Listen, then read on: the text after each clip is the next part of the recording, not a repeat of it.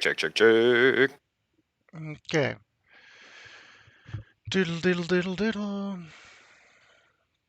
How's everybody doing this morning? Welcome to a very special presentation of How to Kick Flip a Horse. We are doing From the Horse's Mouth, where we just kind of sit down and we chat behind the scenes about the process of putting the game together and just certain little thoughts and ideas about how we kind of make everything work. And if anybody's listening, feel free to ask some questions.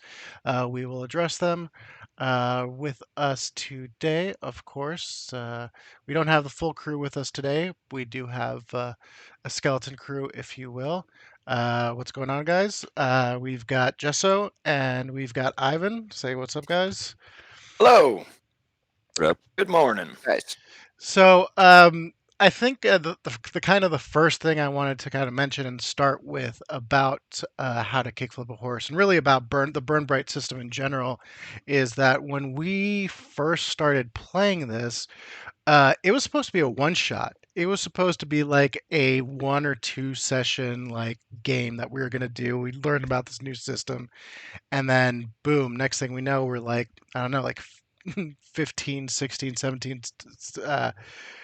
games in. So I just want to kind of talk about like what that was like for you guys and your experience as players, starting this thing that was a one shot and kind of why it grew on you guys.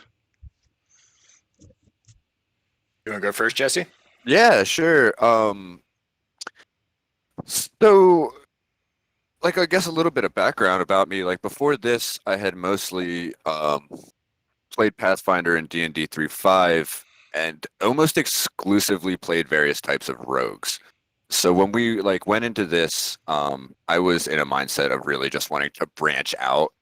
And I think that manifested itself in not only trying to explore different types of characters and how creative you can get with that, but also different off core Dungeons and Dragons, Pathfinders types of games.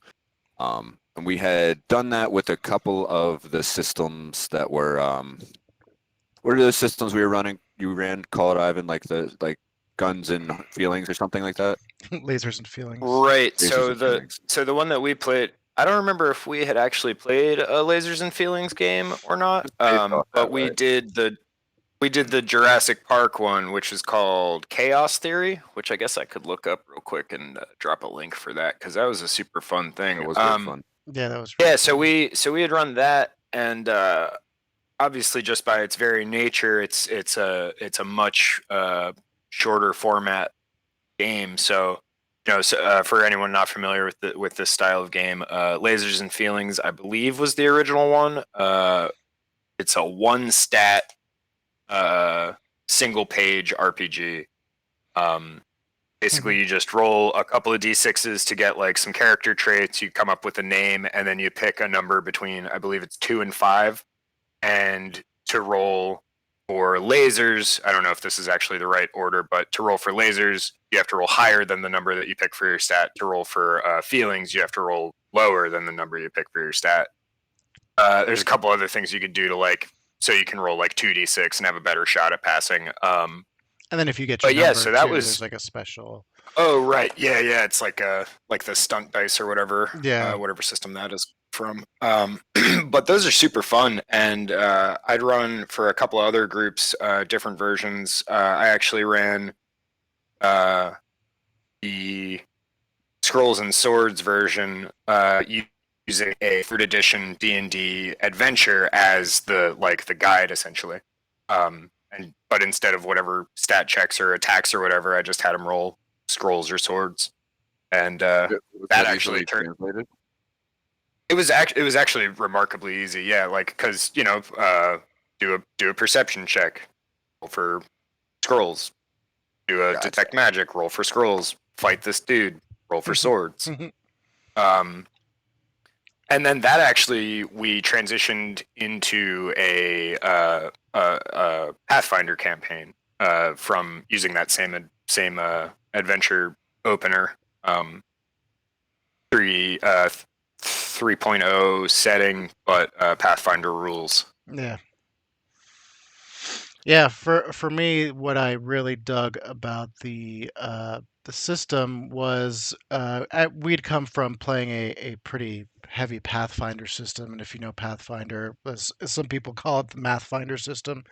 As a DM, uh, there was a lot of focus on the stats and like, okay, what can somebody do, and what magic spell does this person have, and what do they have prepared, and like, what do I need to know? So there was like a lot of character preparation and lots of keeping in mind of like what's going on with the math and the stats behind the world, even like rolling up Multiple new NPCs. players. Yeah, and then rolling up NPCs, I need to make sure that I have something to roll for them, in case like, normal NPC, like, well, what if this person has to fight? Or what if this person, like, all of a sudden gets jumped by the party? And so there's so much preparation that goes on with every character that, it was really tough. Now with this system, you've got like basically it breaks down to three main stats. You've got the physical, technology, and social, and within those you have very basic things. But there's you just have to see if numbers match, and it leaves very little rolling to the DM as well. It leaves a lot of the rolling to the players, where it's basically more of like a reactionary game where anything that I'm doing you are reacting to, instead of me having to actually like have an action that I have to make sure I roll a bunch of dice to check out to see what happens. So that's one of the things I really dug about this. Mhm. You're What? muted, Ivan. That's because I was coughing. Mhm,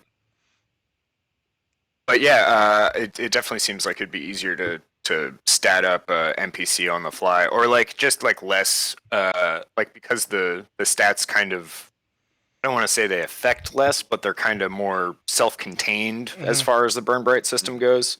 So you can just, you're like, here's a guy, his presence is a D4 now mhm. because that's the thing that came up. It's really cool, I think, how we all got, and that's a great point, but I think it's really cool how we all got into these systems that had like off crunchy Mhm. brands, like you with Chaos Theory, Ari with Burn Bright, and I was getting into Paranoia at the time. I think we were all looking for something a little more imaginative with a little less weight on the Dungeon Master. For sure. And the other, Definitely. I think a lot of this game also, what I like, it relies a lot more on narrative, the group narrative. So it's a lot less of me like, I'll come up with the general direction of the story and kind of point you guys in the right direction. But there's been so much stuff that's happened that like I did not plan for. Like, I did not plan for Wheel Space Sally's to become, a everyday name. We Our named first that. game. We named that together. Like the crew named that, the name of the ship also, and it leaves so much to the party to actually make decisions on the universe, and also even with just the lore of the universe as well. There's so much stuff that has been created because of you guys coming up with stories and coming up with things that, you know, in most systems you'd be like, oh well, I can't let that fly because then if that's happening, then it changes. But I think it's a lot more fun to allow us to kind of create this world together. Mhm. Yeah, that's definitely something that's cool about playing in a newer system as well. There's not, like, D&D has decades of established, like, well established, well known lore, whereas Burn Bright, like, there's there's like one page of Google image search worth of images about it. You know what I mean? So you Yeah. can't just be like, well, I'm gonna look up Bugs Man. But that's always something that's really fun for me as a player, because I also run two other games. Is like getting to approach that sort of world building idea, but from the angle of being immersed in it. Yeah, I'm showing the galaxy map right now, and like out of all these worlds, I would say, it's probably like, I don't know, at this point, they've kind of mentioned and named maybe like a dozen and a half, maybe 2 dozen planets and systems, but only like four, or well, really only like six of them have like any type of established lore to them, and of those, only like three have any kind of like deep development that goes into them. A lot of it is kind of like open for interpretation, and it's allowed us to kind of like set things up in different places that's not particularly named. And I think it's also pretty, even though it does have a sandbox feel to it, there's still the fact that, well, we are still limited by this burn that's happening. The burn's kind of leaving us kind of in a very particular situation where it's like, okay, well, we have this kind of overarching character that is the burn that kind of is affecting everything we do. And even though sometimes, you forget about it and things aren't going on, it always pops up, and it seems to be like almost like another character in the game. So, Sure, it definitely. I mean, that's another thing that makes this system super unique is that like there's definitely like plenty of post-apocalyptic settings, plenty of like ones that take place in like an established society or whatever, but there's not a lot that take place like during the apocalypse. You know what I mean? yeah, the building up to it. I think that's really cool, and it like that also like gives that just gives like so many interesting opportunities for characterization, like to just have this sort of this universal existential threat as your constant background while still trying to maintain like polite society. I think is a really cool and unique angle. And I think it's also fun because that lets us be like not heroes, but we get to do heroic things without being like we're gonna save the whole galaxy. You know what I mean? Yeah. Like it makes the stakes so much like more personal and higher in a way because like like the last game we had that dilemma with do we rescue these the Nivix even though they're essentially just bastard Ewoks and probably will fuck up our ship and probably will fuck up wherever we wind up dropping them off, but like it still felt like an accomplishment because we saved them from a planet that was getting destroyed by a fucking magic wall of space fire. Yeah, the Nivix are a fun character. They're yeah, I like the bastard Ewoks. I was thinking more of them like the less evil Pathfinder goblins. Like how Pathfinder tries to make the goblins a little bit more, especially in the second edition. But they're like, Mhm. they don't know any better. They just like see shiny shit and they go after it. So yeah, the Nivix are great, and I really love how each of you had kind of a different reaction to them. You had prisoner. You had Paul, who was just not having it. He just didn't like those little bastards at all, Right. and which was It's like great. I know easy XP when I see it. and Um, and again, yeah, like, and then Shan being like, I don't feel okay with this until they start shooting at us. and I think that's another example of the fact that I didn't know, like, I didn't have a particular idea of how you're going to feel about these guys. Like, the idea was that like their boss was an asshole and they kind of were, you know, being used by this main guy to kind of be taken over, and they had little like choice to it because it was kind of a primal thing where they were lower up. But you know the idea was, okay, well, maybe they'll feel sorry for these guys or maybe they won't. But I had no notion of what was actually going to happen, and just like let that character kind of develop and allow things to happen to see how that's how you all are going to react to those characters. And all answers are great. That's what I really like about it. I think it really speaks to our group's flexibility in general too, because I think it's always a little tricky in those situations where, we try to work in the general good vibe of the group, um, and that for Horse specifically, that was one of those situations where it was like, okay, I'm cutting a hard line across everybody right now,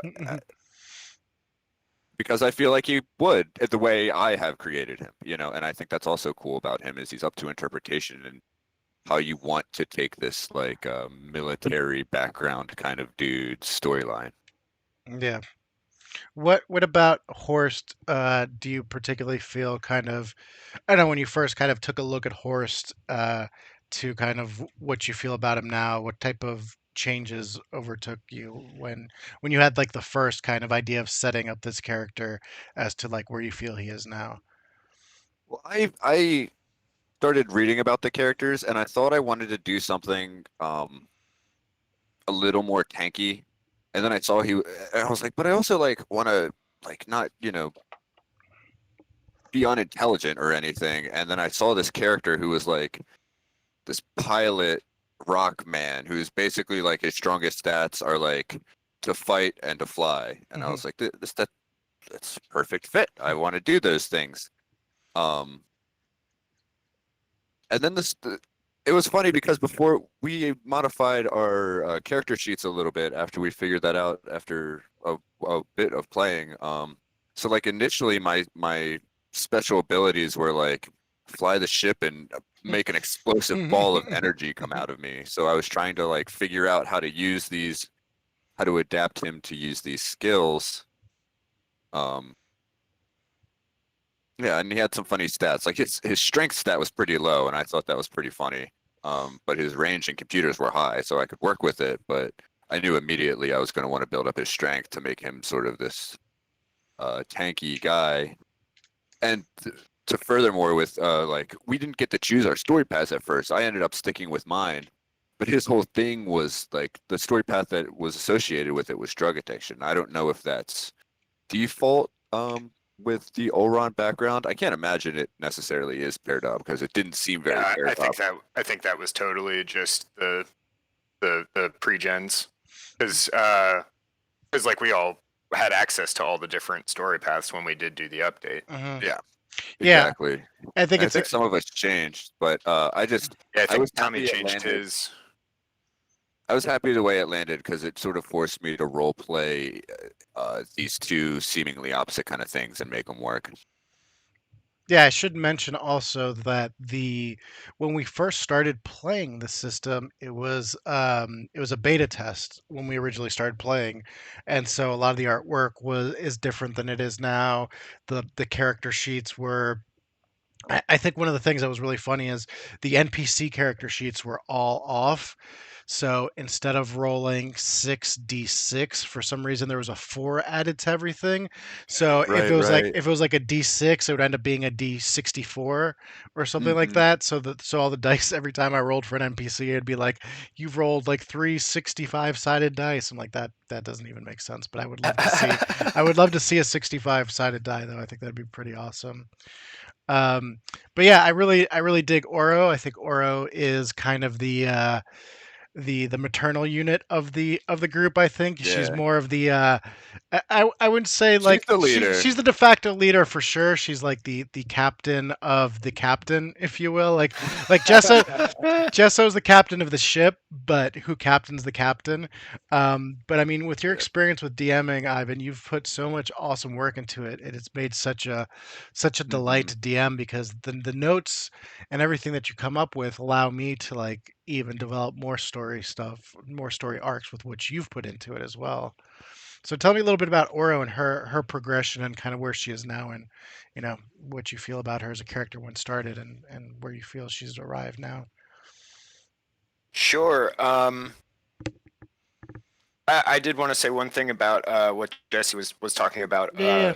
again, about like the idea of like the way that this group is like the openness this group has to the idea of collaborative storytelling. Like it really makes it feel like we are all working on something together versus like D&D. It's a lot easier to just get micro focused in on like your one character and what they're doing, and kind of like even to the exclusion of their relationship to the game world. Like I've seen this with players plenty of times over the years where the thing that's interesting to them about the system is their character, not the world.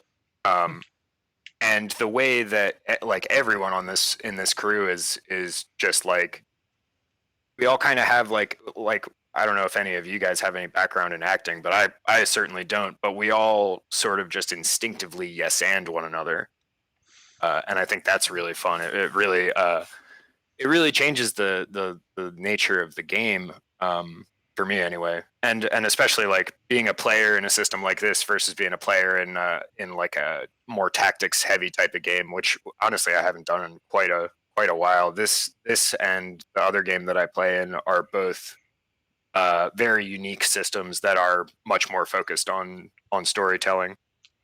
Um, but yeah, so Oro, I think what drew me to that character when we were doing the original, like the planned one shot, was the story background, which is the create a masterpiece. And I've always been interested in journalism. Like I studied communications in high school, and I went to graphic design school briefly.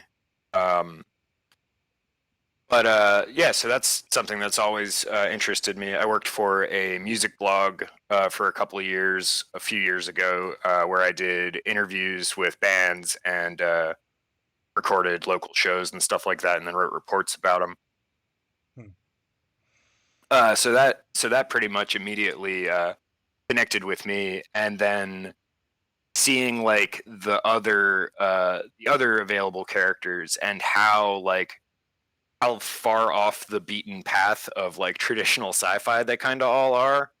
I was like, all right, so let me do something that I can focus a little bit more easily on. So like the idea of the Eno as like the closest to a human character, made that easier for me to excuse me to vibe with, to get on board with. And I'd also been watching a lot of The Expanse, and I've been channeling a fair amount of oh shit, what's her name? Avasarala, the badass UN lady from that. So like She's so good. I knew I wanted her to be like a more experienced type of character, like not like a a wide-eyed little baby character. Like I wanted her to have existed in this world for a while, and I don't know. I think the idea of playing a older character is kind of fun. Like makes it like makes the hijinks a little more interesting, because it's like, oh, there's she like, is she actually just a bad person, or is she a career criminal, or is she actually just doing this in pursuit of knowledge? It's been fun. Yeah, and I kind of like the whole dynamic of the crew, the way that like Oro and Horst have kind of like this like Bonnie and Clyde kind of type of do or die kind of relationship, and then Doc comes along kind of as the lost kind of puppy that you kind of adopted. You adopted like 100,000 bugs is kind of like and then Prisoner is kind of you know the de facto kind of becoming kind of like more of the badass. And I just want to say for everybody, that's all three of the people watching right now, if you've seen Paul play, this is his like first like move into doing a role playing game. This is his first RPG that he's played, his first tabletop, Yeah, and Paul is a total natural. he's total natural and he's really He really crushed texted it. me about 11 sessions ago and was like, "Man, I see all these great jokes on our D&D memes. You know how I could get into some D&D?" And I think yeah, we were on like session 4 or something at that point.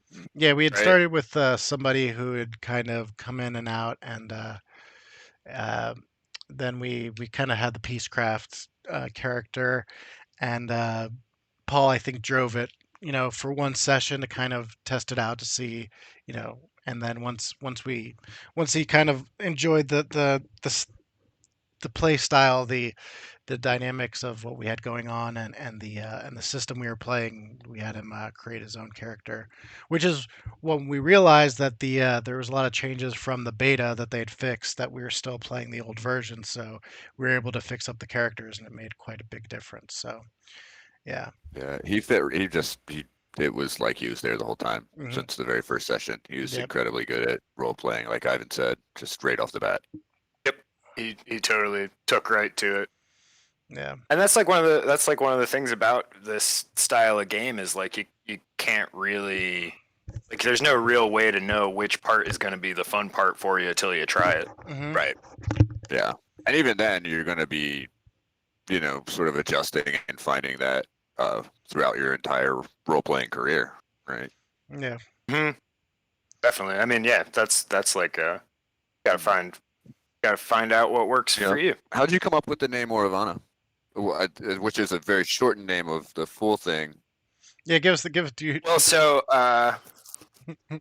technically, I didn't actually read the naming conventions. I just Me kind neither. of was like, oh, they just have like long goofy alien names, Mhm. and so I just chose. I sort of initially just chose like 3 of the like example names and cut them up and mashed them into one long jumble.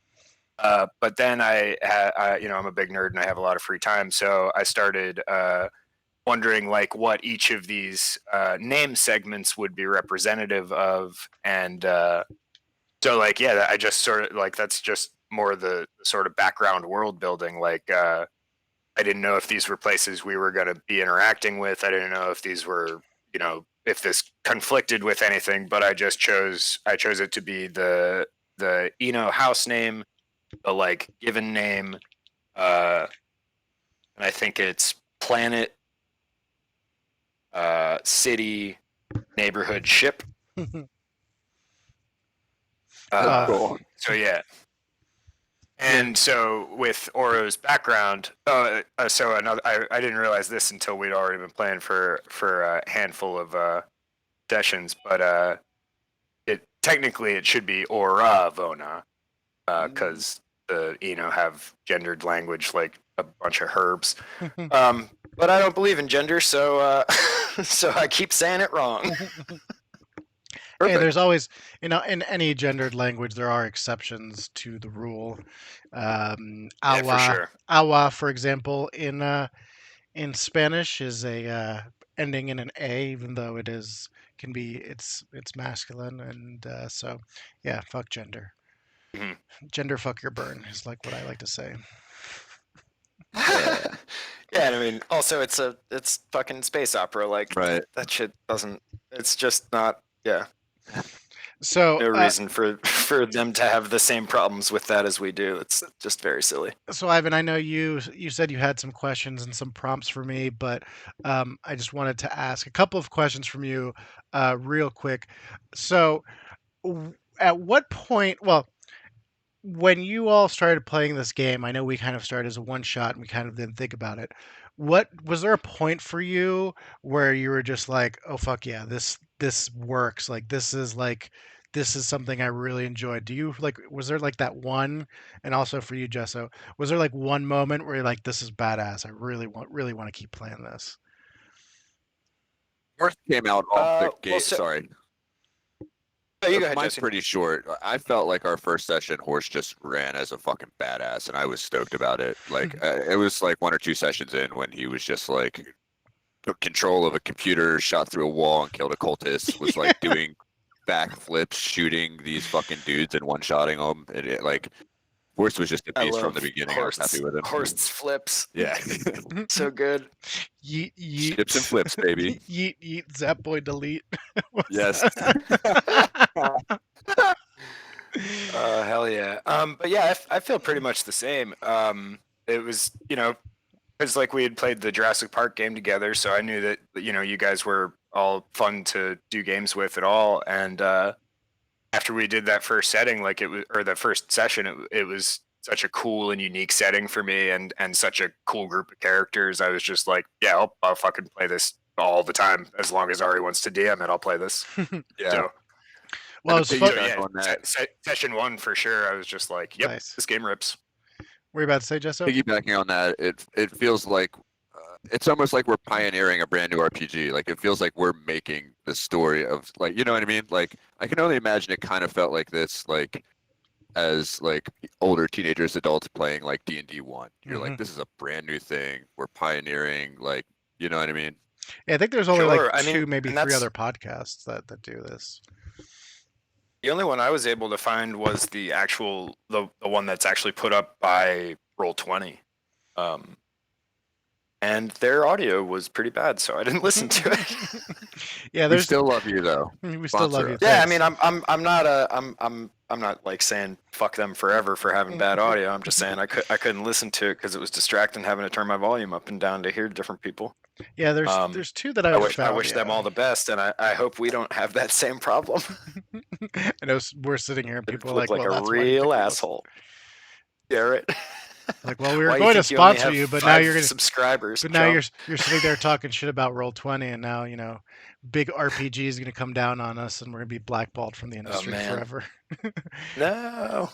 uh, so yeah, so I think that's a good example, actually. I was just gonna make when we did the our first run through. Really, it was supposed to be the way that I'd set the game up, and the way that the kind of pre-gen was. It was supposed to be 2, 3 sessions tops. After the second session, we still hadn't gotten off the planet. Yeah, right. We were still on that space station. Which was great because I was like able to like improv and create all these fantastic like elements and bring things in and like take things that they had put on and kind of advance it. And also we had to interject characters because that's when Paul came in, was during the middle of our attack on Inferno Station, which actually I did find the our first cast that was actually recorded that I need to put up.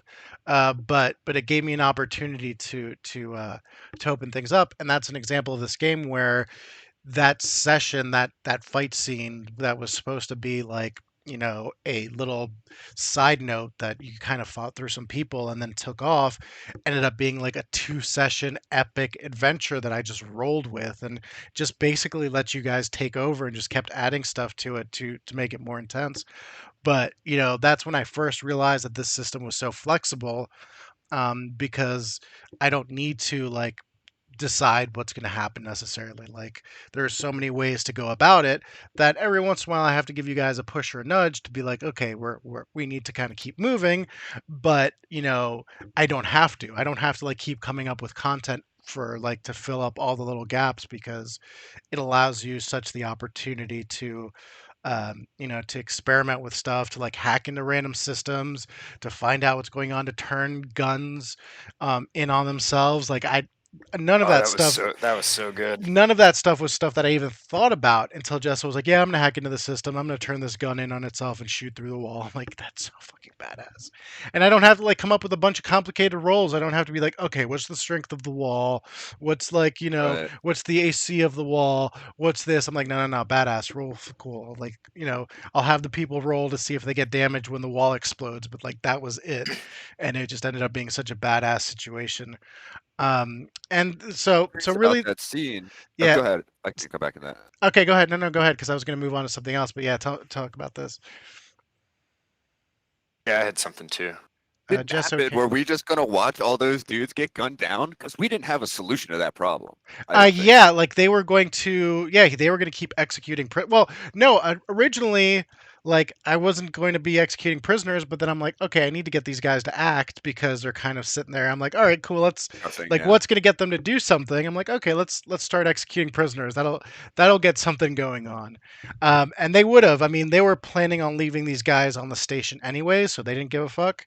They were planning on leaving all these hostages in the station as it was. So like I already knew, like unless you did something, these guys were going to die anyways. So I thought, okay, what better way to kind of throw that ticking clock in, besides the station getting closer to the burn, than to get the hostages starting to get taken off one by one. So yeah, they would have It kept going. fucking worked because you played that really well. Because I was like, I have to act right now, or all these people are going to die. Yeah. Yeah, definitely. And And that's what made me come I up feel with like, that idea. yeah, I feel like that speaks volumes to your talent as an improviser, Ari, because I never would have guessed that you were making any of that shit up. I thought you just had For had real. that ship or had the station set up like you know, like a dungeon would be in a D&D game, and then but to hear it now, it's just like, oh, all right, cool. I mean, it is set up. Don't get me wrong. Like, yeah, it definitely is set up like a dungeon in D&D. But like the way that we were playing with this story was just not. There is no like there's kind of plot points that the the pre-gen campaign gave you. It was like, okay, this is gonna happen, and it's like they can spend as much time on why am I drawing a blank the name of our damn wheel space Sally's the God Right, damn it. Ozobni. Ozobni, Ozobni. Like they're like, Yeah, oh, they could spend as much time in Ozobni as they want. I'm like, okay, cool. Like let's do. We ended up having like the scene with like drinking and I don't even remember like our Oh, I first forgot about wheel that. We space got Sally's. Yeah, like the first scene was supposed to be, or the first session was supposed to be like, you guys land, but first off, like the pirates. I don't know if you guys remember the scientists. Like that was the yeah, first. That was supposed to be like a. They weren't supposed to exist. That was supposed to be like, oh, you are on planet and you returned. That was your last mission. But I was right. A like, little bit ago, yeah. But I was like, I loved starting in media res. I thought that was great. yeah, I was like, this kind of like let's take the opportunity and like have these guys kind of like discuss like, start interacting straight from the ship and before they even land, kind of given like, starting mid kind of adventure instead of being like, oh, now you're starting. And then like that gave me a whole bunch of stuff that just like led the whole story. Like, Oro buying like these weird flowers from these scientists and like, the way she was like kind of taking care of Horace and like, oh well, he might need these for this. And that yeah, that was supposed to be like that was just a footnote and ended up being like a whole amazing scene. And we didn't even leave the planet. I don't think until like 2 or 3 sessions later when are you playing slots over there, Jesso? I'm trying to make our pins. No. Oh Oh, yeah, yeah, yeah, yeah. I I don't know what the hell I thought that was. I I thought. thought you had like a big tall cup for some reason. Ew. I don't even know. uh, No, sorry. I don't mean to be That's cool. distracting. no, no, no. It's completely fine. That's Wow, fantastic. you're Do you, good. do you have something you could Can you show show us? off some buttons? Yeah. Well, I'm rocking my favorite.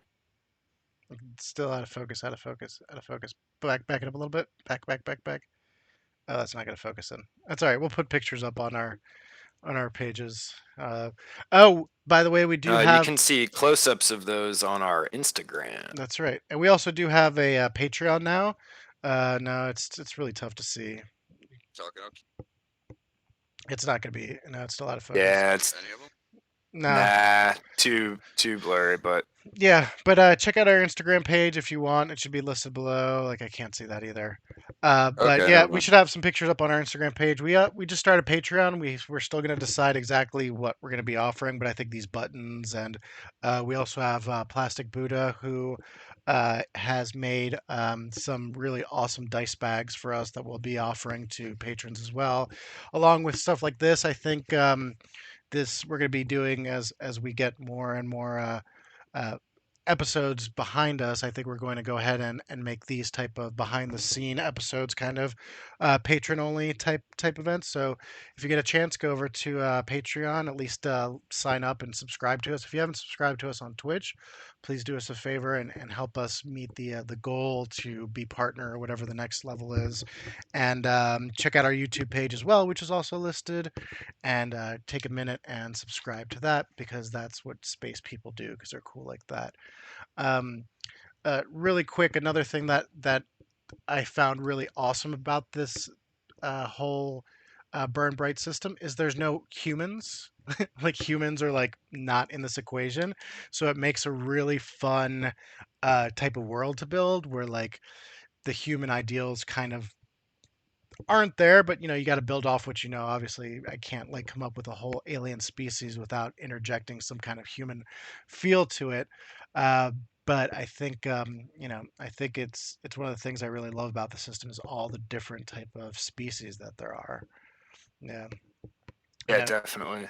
I love that there's a bug man and a bugs man. yeah. Here, I'm gonna bring pictures of that up. Go ahead, keep talking, and I'm gonna bring some pictures of the They're Bugsman all versus the really Bugman. super cool, unique. I think Ivan mentioned earlier, off-beaten sci-fi traditions. Like we do have a shapeshifter, but guess what? It's made of plastic. You know what Yeah, I mean? Like, Right. I not don't know. It like just seems like yeah, really modernized concepts of some of the more classic tropes. yeah, for sure. Right. It does. It feels like it does a really good job of like just of like sidestepping a lot of sci-fi tropes too. Like it is definitely like like mood wise, I'd say it's closer to like a fantasy or like a space opera. Like it's not like hard sci-fi at all. Like I'm sure there's like complicated lore and explanations and all that for like how the Argent works and stuff. But like Yeah, it's so much easier to just be like, it's money. Stop thinking yeah, about it. Right. that's true That for is sure. not the focus for once in your Right. life. Yeah, it's very hard Right. like to kind of step away from that. And the other thing about the system that's really fantastic also is the way that XP and leveling up works here. This is the Bugman's. This is a Cthulhu right here. Um, Yeah. the way that the leveling up system works isn't based on like experience points. It's based on like actual character growth, like the story paths that people have to do. And if you've seen some of the episodes, you might have heard me ask like, okay, where are you on your story path?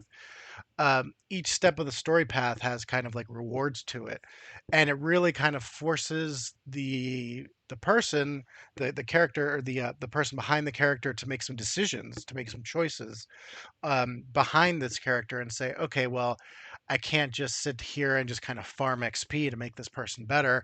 I actually have to be involved in the personality and character development of my character to make Right. to make improvements in this game. And I really love how this game rewards that. And I think that really kind of helps move the story along by helping with character development, which is, let's be honest, Ivan, as a writer, that's one of the hardest things to do is, focus on realistic character development. That's intriguing.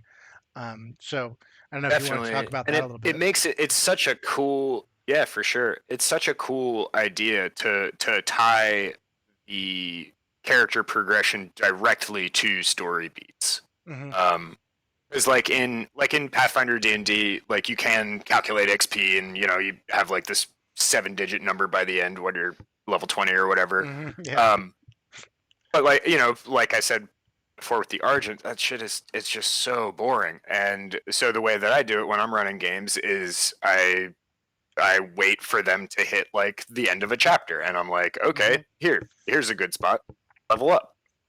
Um, and like it's not to suggest that D&D doesn't leave room for that kind of like character, or well, player character engagement.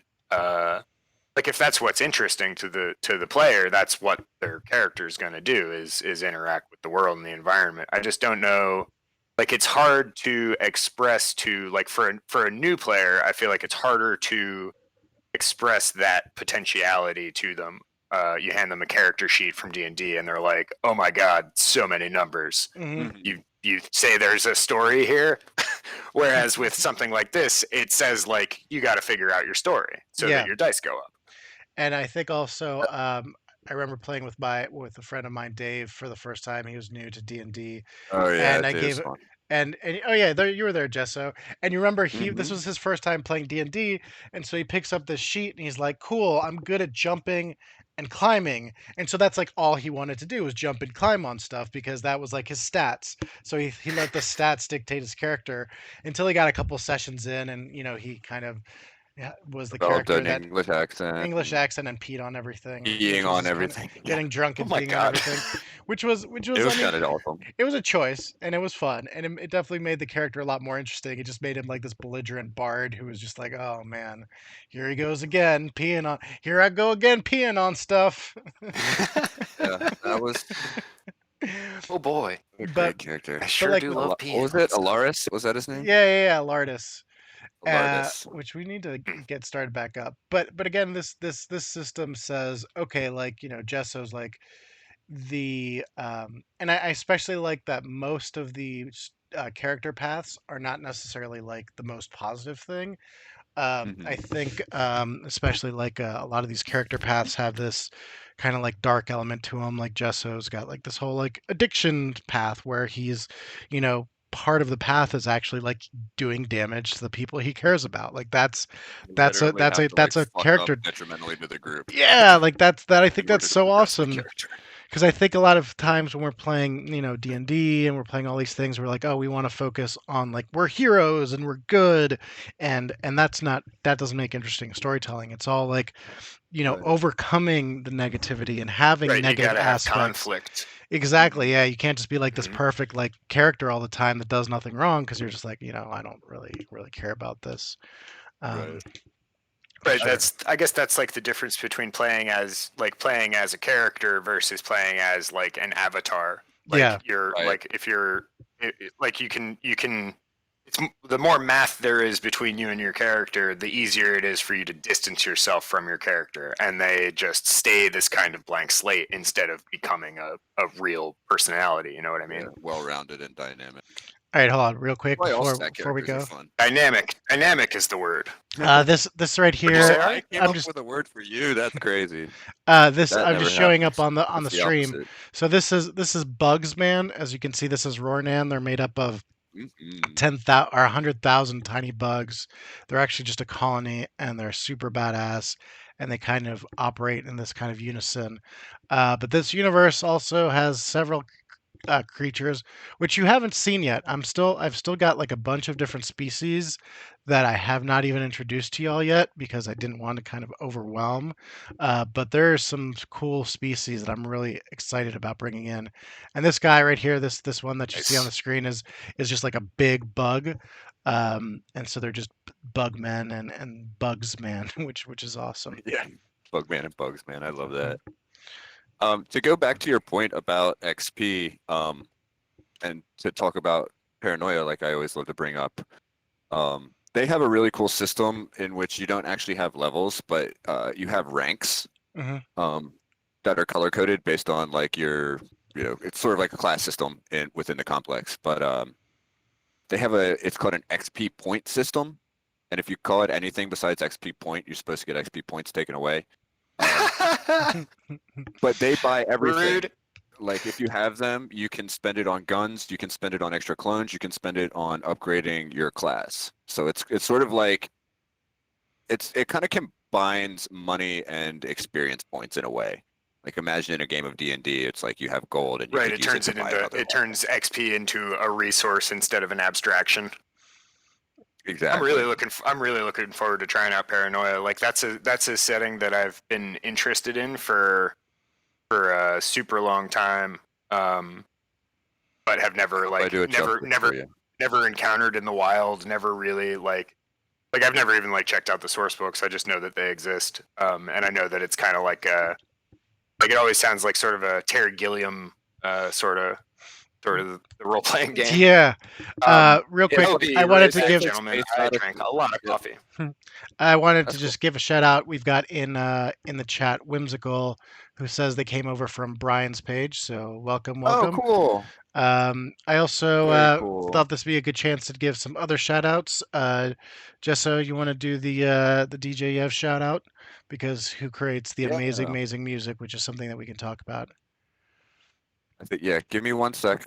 Talk a little. Okay, talk Awesome. a little bit about it. No, I got it. Okay, so shout out to Yev. Yev is our homie that makes our music for Wheelspace Sally's. You can find him over at soundcloud.com/backslash UQ project, Untitled Quarantine Project. He's got lots of bangers up there. He makes more music than just what we share, and he's also a DM and a big role player. I think we're gonna have him as a guest on this show. Hell yeah. He made all the tracks that you hear are by him, unless they're by Paul Wall, in which case, Paul Wall is a special guest of ours as well, which we plan on having also on our show very soon. I also want to give a shout out to Plastic Buddha, who has created these dice bag for us that we're going to start putting on Patreon. Sorry, I don't have your link yet, Plastic Buddha. If you want to post it in the chat, and I can make sure that that gets distributed and put out. I know you've got a YouTube channel and stuff like that coming out. Bad on me for not getting this before the session, but um, you know, one of the other things is we really want to work with the small character creators. We got in touch with Brian through Ivan, I believe, right? Uh, so we have. Me and Jesse went to school with him Oh, back in the cool, cool, day, cool. so that's how we know him. Yeah, we were Yeah. just talking about somebody named Whimsical was on the page. Oh, you saw. Yeah, that came from Brian's page. So I just want to give. I thought it was a good time to shout everybody out. But yeah, Yeah, hell yeah. if you're a Drop small a content link for him creator too. and you want to collaborate and you want to get some stuff out there and you want us to give you a shout out, we're more than welcome to do that because that's kind of where we're at. We want to just definitely help people out. There's Plastic Buddha is follow her on Instagram for Unwilling Housewife. I love that name. That's fantastic. So Instagram Unwilling Housewife. I think we are following her. If not, we will do so after this show. Um, so I wanted to kind of step gear. I know Ivan, you had a couple things that you wanted to ask and a couple things that you want to get to. So I wanted to kind of turn it over to you for a bit, and I will now play the interviewee, if you will, and you can ask me some questions or Jess or whoever you want. But yeah. Sure, yeah. Mine was kind of for everyone. I'd written these down as kind of just like loose talking points. I feel like these would all be easily adapted for when we start doing guests on this show. Hmm. Um, and actually, fair number of this, or well, not a fair number, but like some of this we've already covered. I was thinking. I mean, I know we're an hour in, but my intro was going to be to ask what, if anything, interesting you guys are currently playing, watching, listening to, or reading. Mm, go for it. Jess, you got something for that? Yeah, I can always talk about what I'm playing. Yeah, I've just a mutual friend of ours, Alex, who is sometimes in the chat room with us, has sort of reignited my interest in Overwatch, and I've been um, with that initial interest being ignited, and with a couple of our best friends in our group chat, Ivan and Fink, I've just been really like researching Overwatch. I'm not always great at playing these games, but I really get a kick out of sort of the meta research, like how to grind, like memorizing the maps, team dynamics, compositions, just like how to get better at these things. So I'm Hmm. just like loving playing that game. I probably got just as many hours playing the game as I have watching videos about how to be good at the game, if not more. So um, I just dig doing that. You're very, very thorough researcher. That dude, learning is like if there's one thing that I consider myself passionate about, it's trying to learn in those kind of ways. So Oh yeah. I appreciate you saying that. For And I hope sure. I do fucking Paranoia Justice, guys, because I'm following some really awesome DM footsteps. We're Just going saying. to I mean, don't do that to yourself. Don't do it because you feel like you have to live up to something. Do it because it's fun. yeah, do it for the Fuck yeah. fun. Fuck yeah. Um, Yeah. So one of the things I liked about, how to kick flip a horse was the idea that we were going to be kind of like an umbrella where we weren't just like burn bright or just this. It's just, playing different systems and we all take turns and kind of DMing or playing stuff that we like. We have some really great ideas of things that we want to play in the future. Paranoia is probably going to be our next one. I think we've probably got, oh, did we lose Ivan? Or no, you just went blank. No. Okay. Uh, He's I'm intentionally still hiding. here. it's okay. I think Yeah, Paranoia is gonna be the next one. I think we've got like 4 or 5 sessions. Hey, We what's got a up? We've special got a guest. special guest. Shan, what's going on, man? We're midstream, so we'll get to you in 2 seconds. If you want to turn your camera on, all your ghost Pikmin are there. But yeah, so keep an eye out for what we've got going on. We're gonna get some Paranoia going on for sure. We were talking about doing some Alien, doing the Fallout turntable, tabletop game. So we've probably got another, I don't know, 4 sessions, yeah. maybe 5 sessions in this particular chapter, and I think we've decided that we're going to kind of put a pin in this and come back to it later. But what am I watching and what am I playing right now? I've been watching Expanse. I just binged Expanse. All right, peace out, Tommy. The Expanse That was is awesome. just Hi, Tommy. so good, and not to spoil the show some of this, last though. season, but they really focused a lot more on individual character development instead of just being like the focus on the Rosinante as a crew. And I thought they did just a really good job of having each character have their own like really unique and interesting arc that is in their own right, making them a fantastic person, hero, and whatever they need to be.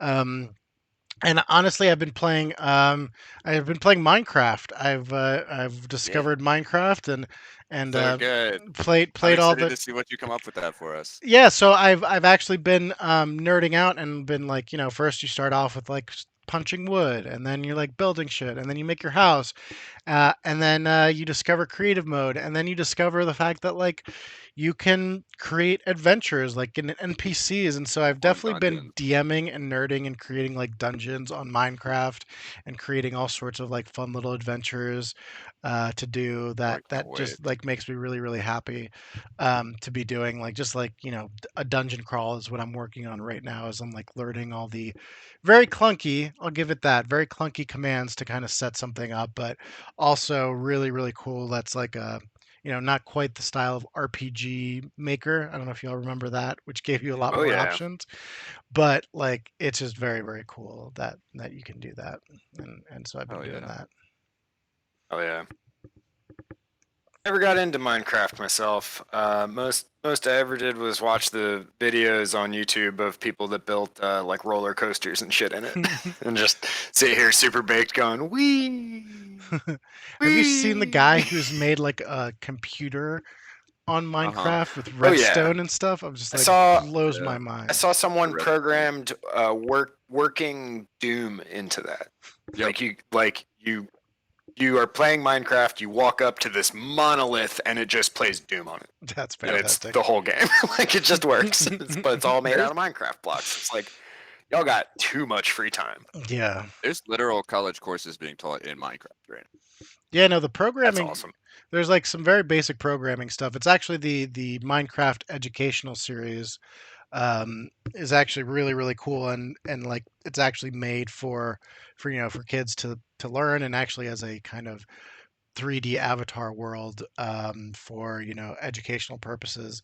And part of it is this whole programming stuff that is the future nowadays. I mean, really, like part of STEM, I think nowadays is gonna be like IT, like it's part of the Sure. basic stuff. But that's pretty intense. So, I mean, I think we should do one of the other streams we were doing before was the binging of Zelda, which I think I'm gonna be doing like every other Wednesday. now. So check it out on this station. But yeah, we should definitely do a Minecraft night where we all jump on Minecraft and just Oh my mess god, I'm around for so a down. little while. That'd be so much fun. But we'd We have have to to get figure out the server well. I've got a because I guess server. I'm gonna have to get We'd the have to get non-Java Bedrock. version. I think we'd have to get Bedrock just because it's a much easier setup and I already have a server running with Bedrock. Yeah, Um, but yeah, I think that'd be the easiest. So group Minecraft. I'm really excited about that. Group Minecraft's gonna be so fun. We can all build Yeah, our own little I think homes, that's hide from a each great other. idea. yeah, I think I'll download the space skins and we can do a Burn Bright Minecraft adventure. Sick. That would be very cool. Oh, I can't wait. The lore in that game is really deep too. Yeah. Like when you get into Minecraft? like the underworld. Yeah, Oh there's yeah. like a whole like there's basically hell in it, and then like you go to this like ancient civilization where you have to find this ancient technology to transport you to another dimension. to fight this giant dragon thing. It's like it gets pretty wild. Yeah, I when I first started playing it, not to stay too much longer on Minecraft, but I literally started playing Minecraft like I don't know, it was like maybe 15 years ago when it was like brand new, Oh, wow.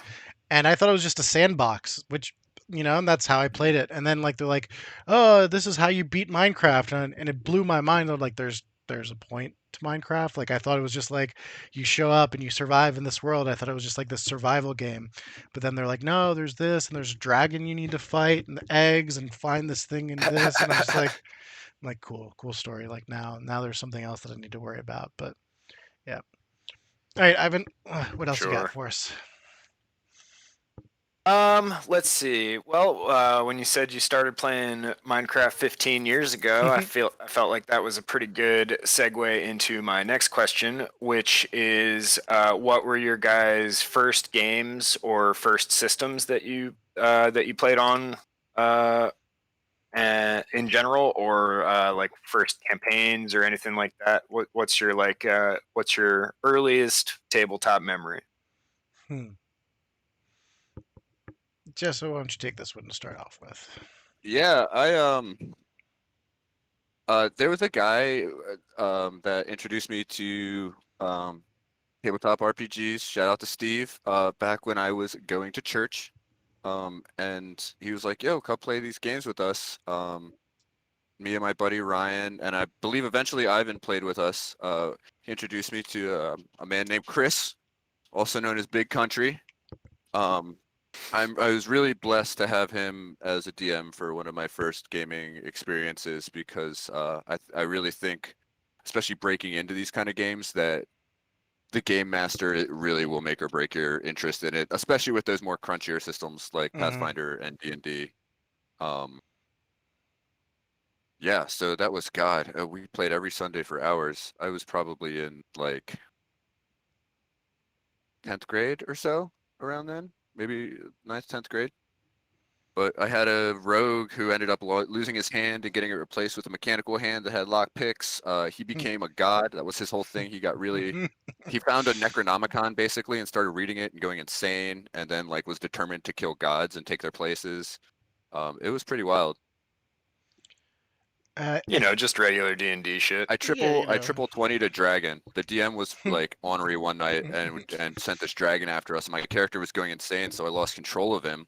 He jumped on the roof. He had this Githyanki longsword, and the dragon came at me. I remember the DM looking at me, smiling, and 20, 20, confirmed critical. And he literally threw the monster manual at me. I remember that story. I don't think I was playing with y'all in that group at that point. But I do remember that story. I think that was must have been right before I started playing with you and Steve and Chris.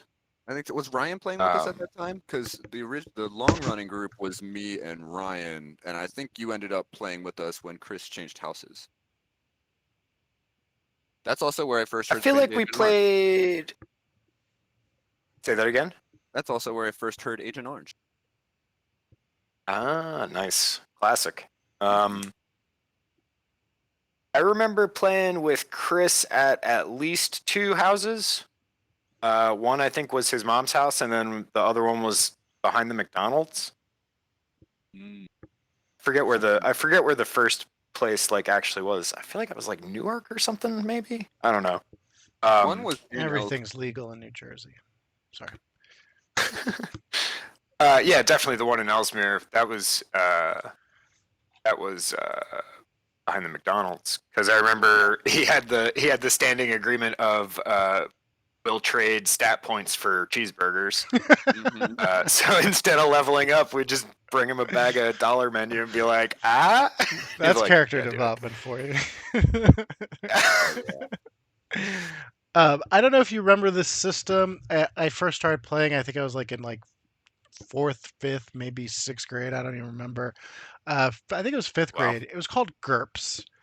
I don't know if you're familiar with Oh yeah, GURPS. I remember. I Remember remember hearing that. of GURPS. I never played it. Yeah, That's like GURPS. it's generic universal roleplay system. That's the one. Yeah, and we were we Ooh. were we were set in this. I remember it was like set in this sci-fi world, and I remember just like having my mom like take me to the to the D&D store, as and like getting these books and having this fresh smell of that book, and then going through all this Yeah. stuff for the first time and just being like entranced by this world and this. I still remember that smell, that like scholastic smell that you had, if you remember the book fairs you Yeah. used to have as a kid when those Oh books would yeah. come in. And I just remember like Mhm. being so engrossed in this system, and we ended up being like this it was like a space kind of pirate system as well, and we had like set up shop, and it ended up being like, I mean, it was the creativity of like fifth graders. Like we ended up being like shopkeepers of the universe. Then we dealt with people that came in and caused trouble and sell stuff, and what would we sell and what would we make. And so it became like this whole like, we didn't do a lot of actually adventuring, we did a lot of like shopkeeping. Like I think it was like Cool though. Shopkeep Simulator, Shopkeep Simulator, which was really cool. Which I think now, if like there was a game like that, I would definitely enjoy, where you're like on the space station, like getting like stuff to like sell like weapons. I'm sure there's a game like that. But then I remember Final Fantasy was like Yeah. the 7. I was big first on 7. my first game that I stayed up all night playing. I remember it was Final Fantasy, and I just remember like the music to this, and I just remember like all the tropes were all the tropes didn't exist yet. I didn't know any of the role playing tropes. They really weren't out there yet. So when I spent like 4 hours playing this game and I beat the first vampire, and then the starting credits started rolling, I was like, what? Like my mind was like blown. The first like And time, this like game has credits. this game had no, but it was like the opening credits is now just starting, and I've been playing like what has been like, Like multiple oh hours in. yeah. So I remember just having that. I didn't actually start playing D&D for a while. I think the first time I played D&D was probably like after that, like eighth grade or so, when I actually got into the actual D&D system. So yeah. You remember what Nice. system that was? I think we started with D&D 3.5. I think it was Yeah, 3 I think or it was three 3.5. five. I'm pretty sure it was 3.5 though. Bless 3.5. Yep. Mm-hmm. Yes, Nintendo cartridges where you had to Gold go standard. click. No, damn Right. it. I always Or liked I liked the Nintendo 64 technique where you put the cartridge in and then you got to slide it up just a little bit. mhm. Well, the other guaranteed work for the old Nintendo system was the wedging the second game on top of it. Sometimes you had to like get those contacts. You'd have to slide the second game to push the cartridge down. That was one of Right, my. to keep it connected. Yeah. My buddy Chris, who DMs in another game that I play in, What Chris he is his had name? a similar fix for his. I think it was his PlayStation 4.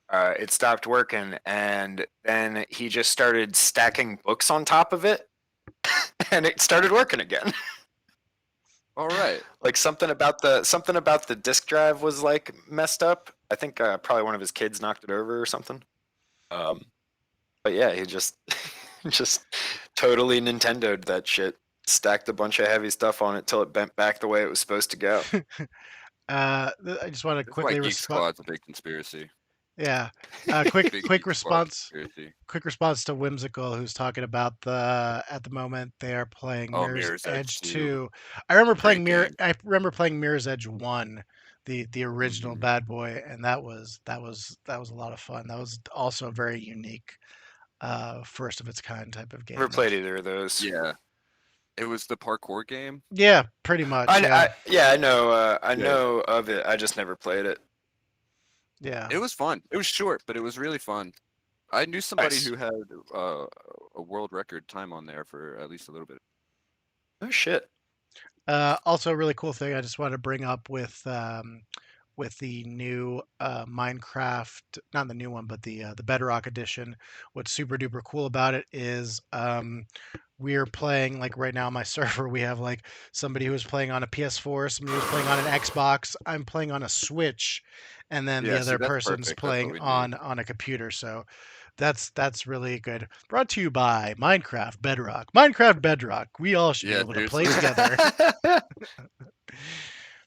Hope you guys are ready hell to yeah. watch a shit ton of Minecraft. Yeah. Just kidding. It'll be on a different day. Don't worry. Yeah, it'll be on a different day. Coming up next, Minecraft. Tell us what your favorite build is. All Minecraft all the time.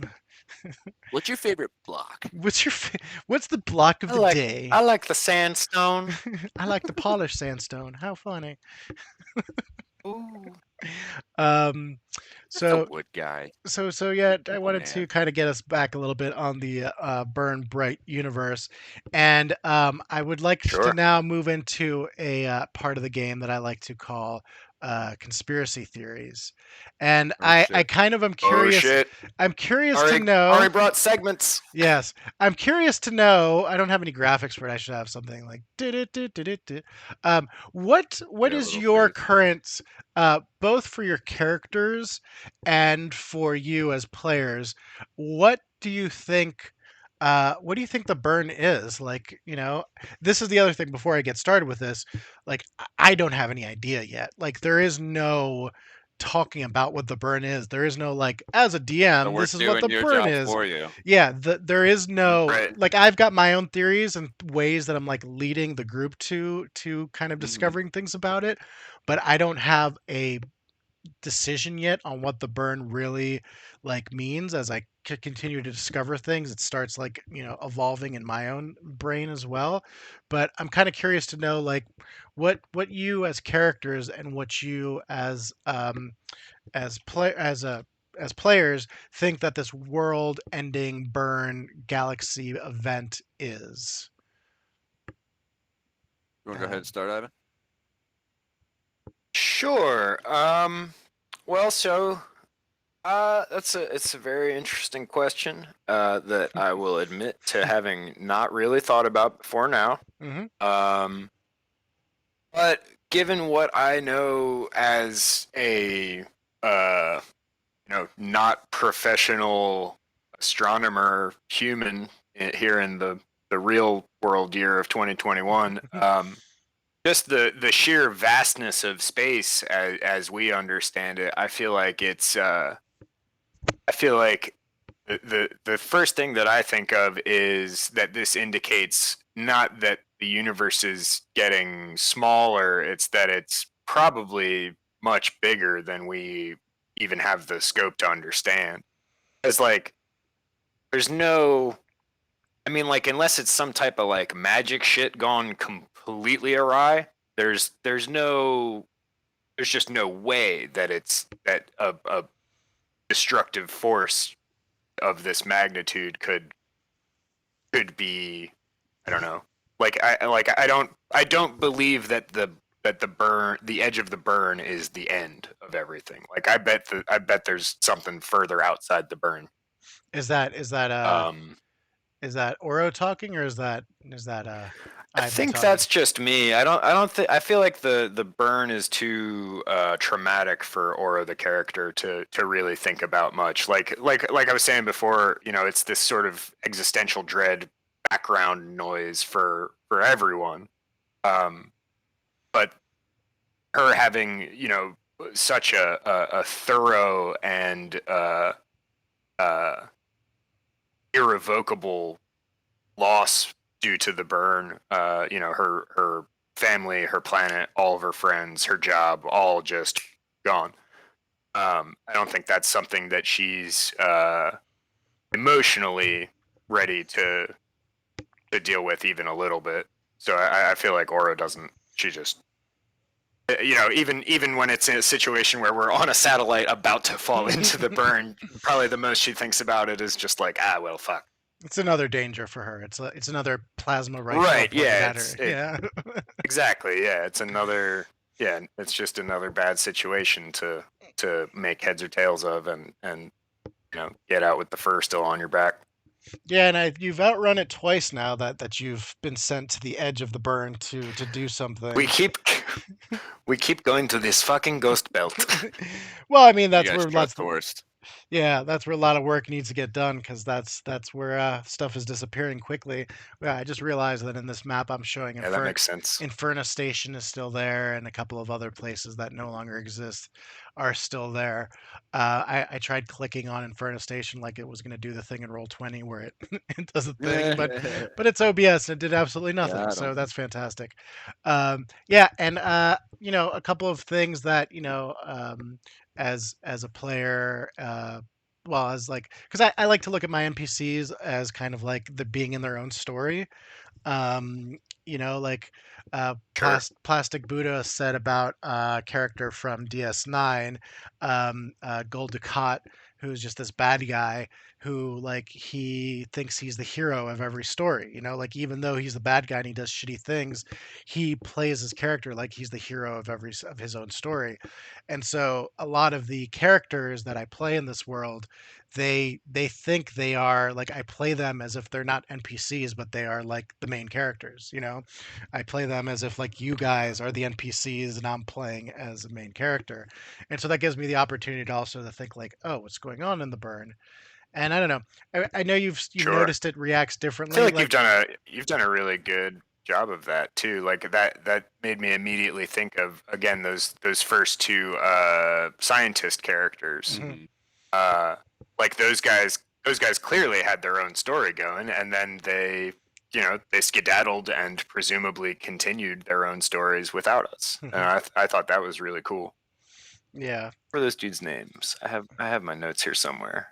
In my old notebook. Taylor and Flegg and Taylor, Flag. the Yeah. botanists. That's right. I'm gonna bring them back in, I think.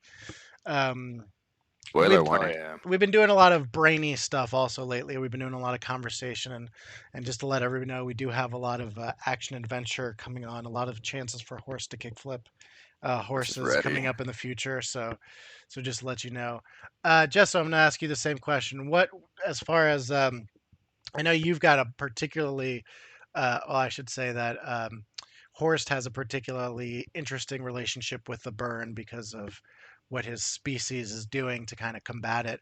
But what does Horst think of the burn, and what does Gesso think of the burn? I am sort of Yeah, a little in quiet there, a, bud. By the way. I am in agreement with Ivan in that I think there's something beyond it. I and Horst, as of recently, believe that the burn is actually being created by the Daylight Cult. Hmm. And this sort of fits in my headcanon with Horst's storyline because um, Horst had this very traumatic background. He was named after his grandfather, and seeing his grandfather be put into the living Orion Wall to protect the standing universe was very traumatic for him. Um, and he's just sort of looking for any other solution besides just this entire species becomes one big living wall kind of thing. Yeah. So he's really like, after fighting the Daylight Cult on the station and seeing what happens when plasma is added to the cosmic flame by, like, when we shot the beasts and it got bigger, he Hmm. sort of thinks, and also with this latest mission with Ark where we see all this plasma going missing, I think he sort of sees that as we're the Daylight Cult is gathering up supplies to continue this giant sort of magical chemical reaction or whatever it is that you would call the burn. Yeah.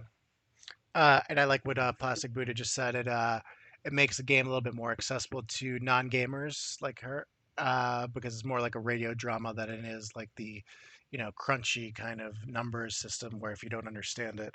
But yeah, that's one of the things I like about the system is it takes like 2 seconds to explain it while we're playing. Be like, this is what the dice rolls mean. This is what this means. All right, let's go. We don't have to spend time explaining Right. and looking up character stuff. And the Uh, fact that the system is developed, was developed to be native to the Roll20 client, I think makes all that stuff so much faster. Like trying to Absolutely. look up spells in Pathfinder, you're flipping through a 300-page rule book, like, where is magic missile?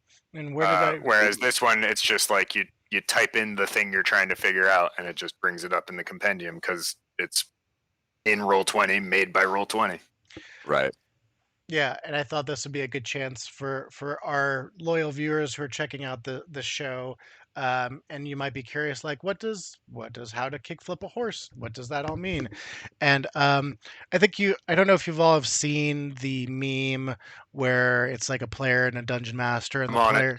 the guy, go for it. The player's like, I want to kickflip this horse. The DM's like, fine, like whatever. And then he's like, you rolled a natural 20. And then it's just like, you know. So the idea is that how to kickflip a horse is we want to allow those opportunities for doing crazy, weird, awesome stuff that isn't necessarily like, in league with the games, and like we want the rule of cool. Like we strive for that kind of cool nonsense stuff, thinking outside of the box, turning a gun on the inside of a station and blowing up a wall. Like, that's the kind of stuff that I think makes for really fun and dramatic. And there's got to be that big suspension of disbelief too, because like, if we started thinking about it, like Horst, he turned this gun that was meant for attacking ships, that are coming at the station, and he turns it inside, and it could be like, well, let's see what would happen with this ship. And, you know, there wasn't a lot of thinking involved. It was just kind of like the rule of cool took over, and that's kind of why we are the how to kickflip a horse, because that is really what we want to focus on, is just doing those cool things without worrying about the rules getting in the way. We don't want to be like, the rule nerds where we're just like, well, actually, technically, if the space vacuum, and yeah, that stuff exists and we play with it, but we don't want that, we don't want that stuff to get in the way of having fun. So that's where our name comes from. A little special tidbit for you all. Did you find that Yeah, I sent the link into the Twitch. okay, yeah, there it is. Sweet. Yeah, check it out. That's kind of where we're coming. Um, what's the airspeed velocity of landing space? Well, yes, exactly. What is that? The velocity of that? Eno system or Hasobni space? Depends how hard you throw it. Nice. All right, so I think we're kind of getting to the end of the broadcast. We're going into our hour and a half. If there's any questions out there from our anybody in the chat room, if you have any questions about the system, we broadcast on Thursdays at 8:30 here on Twitch. Do us a favor and help us out and subscribe to our Twitch channel, and there you can find our YouTube page, our Patreon page, which we just started, Instagram, all the other stuff, how to kickflip a horse on all the systems. And if you are also a small content creator as well, let us know. We will follow back, so that way we can help create a fun community. And I think, does anybody else have anything else that they wanted to add before we kind of move on to the final portion? Nothing besides saying thanks everyone for tuning in, and it really means a lot to me to hear from people that are enjoying what we're doing. And I hope you guys keep tuning in, keep having fun, hanging out with us, and catch us on Thursday. Yep. Or are you going to do the Legend of Zelda this week? Oh yeah, I'm gonna do Legends of Zelda. I'm going to the binging of Zelda. I will practice before I start playing this time. I realize, like, after not playing for 20 years and getting back on the system, and I've also set up now so that I won't be having a lag. I won't rely on watching the stream to play, which was just a terrible idea. But yeah, Wednesday we will have binging of Zelda. We're gonna have this Thursday, 8:30 is when our stream starts. We usually get kicking around that time. Come in a little bit early to hear us futzing around with audio. That's always a fun fun time. Yeah, Again, fun fact, if you get on at 8, you'll hear us Join fucking us. around. yeah, if you Join us to find out how many Paul Wall lyrics we can all remember. Yeah, And that's to right. hear us have the same problem of not being able to hear me every goddamn week. Yeah, which I think we've fixed. I think we'll Not tell the you how to first time fix I've heard that. Yes, this time I mean it though. Yeah. So yeah, special shout out to everybody again. Like, subscribe, do all that cool stuff. Yeah, If let's see you how far want, we can take this, y'all. yeah, if you We're want not, us to do the we don't same, need to get famous or nothing. We're just trying to see how far we can go. Have yeah, fun. Thanks yeah. to all of you guys. Thanks to all you guys. And again, if you are a small content creator and you want to get a shout out from us, and vice versa, feel free to hit us up. We're not beyond doing that because we want to help you out as much as you guys help us out. So hit that like, hit that subscribe, do all that other cool stuff that YouTubers say.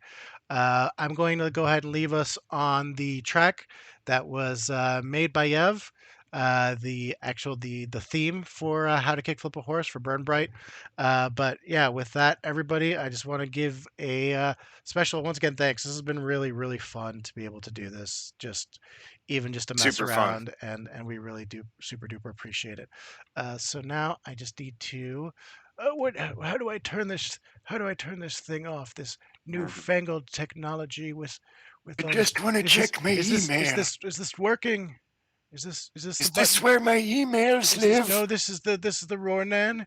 This is no, that's turning that on. Oh, wait, hold on. This is it. Yes, I found it. All right, y'all. Thanks again so much for checking us out. This has been How to Kickflip a Horse. That's the wrong theme, but that's a good one too. Is that one coming Get it. through? Nope, don't hear it. Okay, cool. Fantastic technical difficulties. All right, so give me a second while I Fun add fact: this. the horse is named after the rapper Riff Raff, Oh, really? his real name is Horst. Yep. I did not And know then it that. was kind of like a cartoon. I was like, Horst, couch, stairs, Octothorpe. That's it. And then cover for that, I just made his entire species named after English character keys. Which is pretty awesome. All right, y'all. Again, There's only so many families in Olron. thanks all so much, and this should do it right here. Thanks again, everyone. Still nothing. I got it. Oh, I'm muted on the stream. That's why.